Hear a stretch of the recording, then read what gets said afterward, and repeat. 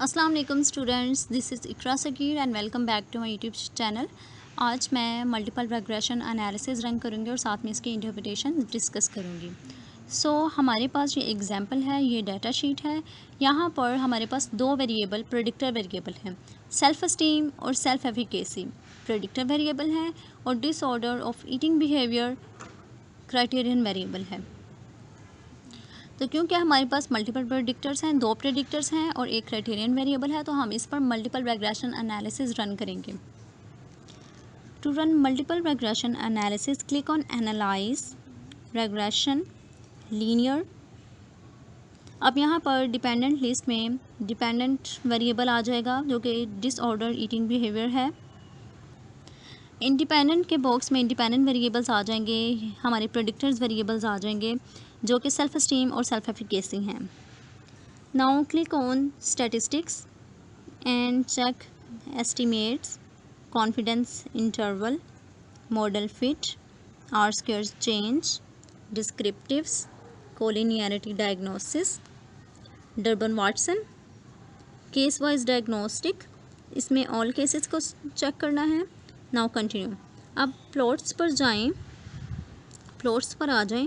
यहाँ पर प्लॉट्स पर हम इसलिए आ रहे हैं क्योंकि ये होमोसिडेसिटी की अजम्पशन को चेक करेगा और जो कि ये कहती है कि सिमिलर वेरिएशंस होने चाहिए एरर्स के दरमियान में। यहाँ पर वाई में जो वाई बॉक्स है इसमें आ जाएगा जी रिजाइजुअल और एक्स के बॉक्स में आ जाएगा जी predictor. Now check produce all partial plots, histogram and normal probability plots. Okay,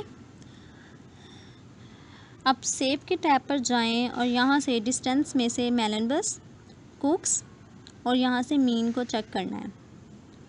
now continue and okay. अब ये हमारे पास आउटपुट फाइल आ चुकी है।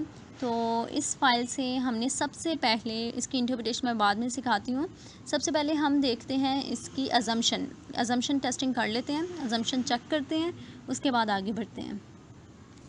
सिंपल रिग्रेशन एनालिसिस में हम अजम्पशन चेक नहीं करते हैं, हम मल्टीपल में चेक करते हैं। तो इसके लिए सबसे पहली जो अजम्पशन है उसके लिए आप आ जाएं यहाँ पर मॉडल समरी के टेबल पर।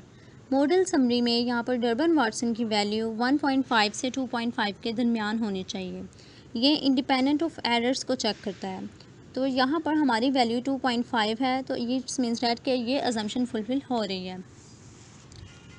इसके बाद हम जाते हैं कोएफिशिएंट के टेबल पर।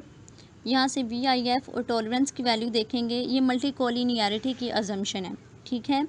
तो मल्टी कोलिनियरिटी यह है कि इन दोनों में हाईली कोरिलेटेड वैल्यूज़ नहीं होनी चाहिए। VIF की वैल्यू 10 से बड़ी नहीं होनी चाहिए, 10 से बड़ी ना हो। यहाँ पर वैल्यू है 4 पॉइंट, तो ये वैल्यू 10 से छोटी है, तो अजम्पशन फुलफिल हो रही है। टॉलरेंस की वैल्यू 0.01 से छोटी नहीं होनी चाहिए। यहाँ पर टॉलरेंस की वैल्यू आ रही है 0.01 से, ये बड़ी है, ठीक है। तो 0.01 से ये वैल्यू छोटी नहीं है। यहाँ पर 0.23 0.01 से बड़ी वैल्यू है। तो VIF और टॉलरेंस की अजम्पशन जो है यहाँ पर मल्टी कोलिनियरिटी की अजम्पशन फुलफिल हो चुकी है।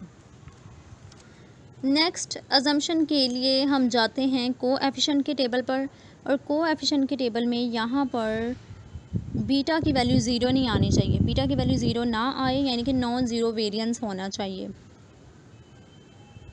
इट्स मीन्स डैट कि predictor variable should have some variation in values. So beta की वैल्यू 0 नहीं होनी चाहिए। हमारे यहाँ पर बीटा की वैल्यू -0.3 और -0.6 में है, तो ये भी अजम्पशन फुलफिल हो रही है। इसके बाद होती है लीनियरिटी की अजम्पशन, और ये हम चेक करते हैं। लीनियरिटी होता है कि रिलेशनशिप होना चाहिए वेरिएबल्स के दरमियान में, there must be relationship between variables.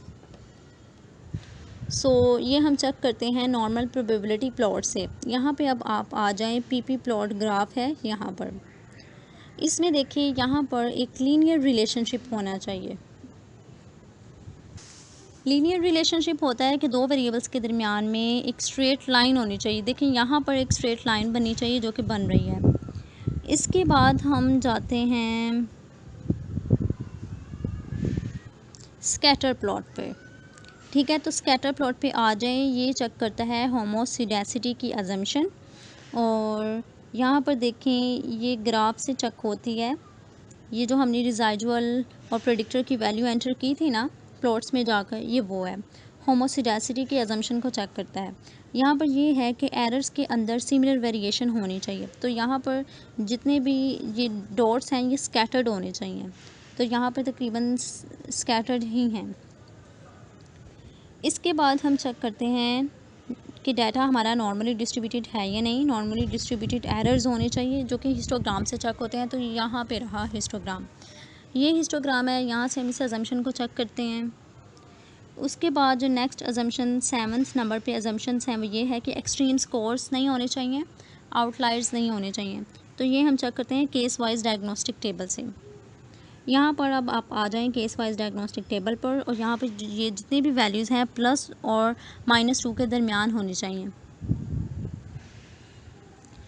इसके बाद हम चेक करते हैं इन्फ्लुएंशियल केसेस, जो कि हमें कुक डिस्टेंस से पता चलता है। यहाँ पे आप अब जब डाटा फाइल में आएंगे ना, तो यहाँ पर है ये वाली वैल्यू। कुक डिस्टेंस की वैल्यू 1 से बड़ी नहीं होनी चाहिए, और मेलनबस की वैल्यू जो है इसका क्राइटेरिया डिफरेंट है हर सिचुएशन में। मैं आपको सैम्पल साइज़ के अकॉर्डिंग बताती हूँ कि कितना होना चाहिए। अगर हमारे पास 30 का सैम्पल है तो 11 से अबव नहीं होनी चाहिए वैल्यू। अगर हमारे पास काफ़ी बड़ा सैम्पल है ना, जैसे कि 500 का सैम्पल है, तो 24 से अबव नहीं होनी चाहिए। और अगर 100 का सैम्पल है तो 15 से अबव नहीं होने चाहिए। ये तो एक एग्जांपल थी, और इसमें तो बहुत छोटा सा सैम्पल था, तो हम सबसे कम के हिसाब से देखें तो 11 बनती है। तो मेलनबस की वैल्यू, मेलनबस डिस्टेंस की वैल्यू 11 से बड़ी नहीं होनी चाहिए। तो यहाँ पर कोई भी वैल्यू भरी नहीं है। तो ये होगी अजम्पशन टेस्टिंग। हमने अजम्पशन चेक कर ली। अब हम क्योंकि अजम्पशन चेक कर लिया है, तो अब हम इसकी इंटरप्रिटेशन की तरफ आते हैं। इसके रिज़ल्ट्स को भी हम वैसे ही रिपोर्ट करते हैं जैसे हम सिंपल रिग्रेशन को रिपोर्ट करते हैं। तो इसमें भी हम सबसे पहले अनोवा की टेबल पर आते हैं, और अनोवा की टेबल में, क्योंकि अनोवा हमें ओवरऑल सिग्निफिकेंस बताता है कि अगर हमारा अनोवा का टेबल सिग्निफिकेंट है तो हमारा रिग्रेशन सिग्निफिकेंट है। तो इस टेबल से हमने सिग्निफिकेंस लेवल, एफ़ और डिग्री ऑफ फ्रीडम की वैल्यू लिखनी है, और हमने इसको रिपोर्ट कर देना है। Overall the model was significant, F with degree of freedom 210 is equal to 105.35 and p less than 0.001। ठीक है, इसके बाद हम मॉडल समरी के टेबल पर जाते हैं, और यहाँ से आर और आर स्क्वायर की वैल्यू को रिपोर्ट करते हैं।